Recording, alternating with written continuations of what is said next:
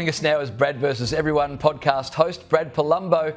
Brad, help us understand these images. The liberal media will tell you that America has regretted its choice of Donald Trump, but that's not what these scenes suggest.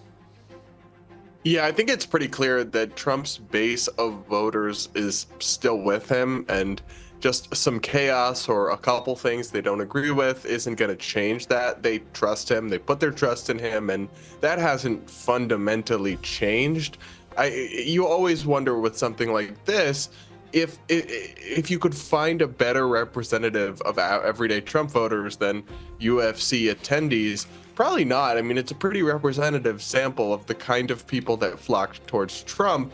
And I think the idea that people are regretting their vote in mass, I mean, there certainly are some, but that idea is largely a fiction of liberal media who really want that to be the case, but I'm not sure it's actually a particularly widespread sentiment. No, that's fair enough. Now, look, comedian and host Bill Maher has admitted he was completely wrong about Trump and has gone as far as saying that he actually felt way more comfortable with Trump than he would have Clinton or Obama after he met the president at the White House. This is what he said. He's much more self-aware than he lets on in public.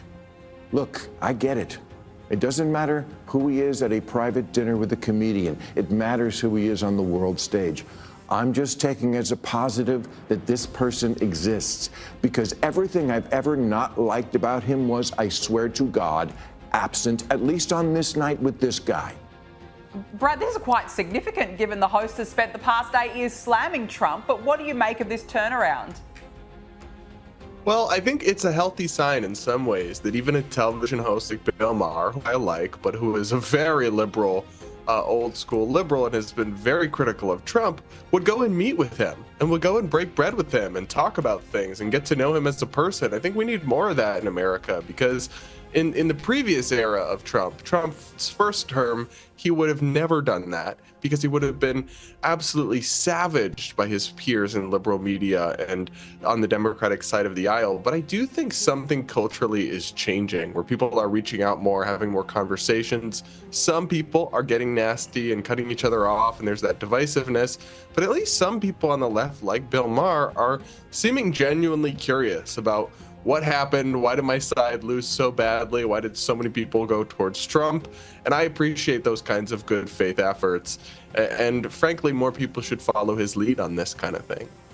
I'm not sure CNN will be following his lead anytime soon, Brad. Their supposed extremism expert, Donnie O'Sullivan, has offered up this explanation as to why extremism is an issue in America.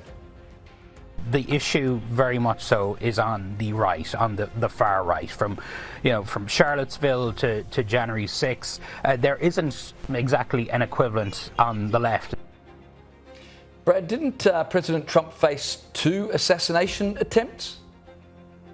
Yeah, this is one of the craziest things I've ever heard. Obviously, there is some far-right extremism in the U.S., but we're literally living through a time where people are firebombing Tesla dealerships, vandalizing cars in the streets of innocent people, widespread support for a man accused of murdering a healthcare CEO, and constant support. Even polling shows majorities, in some cases, of left-of-center Americans supporting the assassination of Trump or Elon Musk. So you're going to say there's no left-wing extremism? Really, CNN? It's an absurdity. It's a farce. And look, we've had other things, too. It's not just the Trump assassination. There was a congressional baseball shooting where multiple Republican members were nearly assassinated. This shouldn't be something where, counting up as if it's some sort of competition, but if we're going to play that game, it's really hard to argue that the real threat is on the far right, at least in my view. Indeed, it's the sort of argument you'd only hear on a channel like CNN. Brad Palumbo, thanks so much for helping us make sense of America.